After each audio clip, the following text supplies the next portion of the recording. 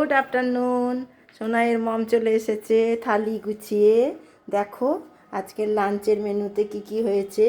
আজকের লাঞ্চে সোনাইয়ের জন্য পচা মেনু, তাও দেখে নাও। লাঞ্চ মেনুটা সোনাইয়ের পক্ষে পচা।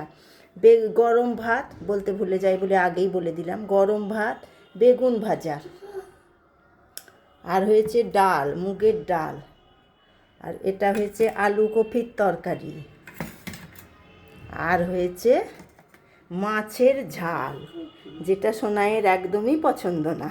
ওই জন্যে বললাম সোনাইয়ের জন্য লাঞ্চটা আজকে পচা। তা আজকে মাছ করলাম।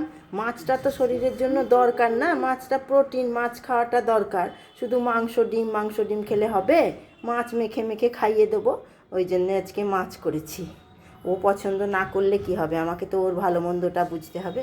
এই দেখো লাঞ্চের মেনুটা কেমন হয়েছে তোমরা জানাবে। হ্যাঁ, এই দেখো সোনা বাবা এখন মনটা ভালো, হাসছে। এবার ভাতটা খেতে খেতে ওর মুডটা অফ হয়ে যাবে যে মাছ দিয়েছে মা।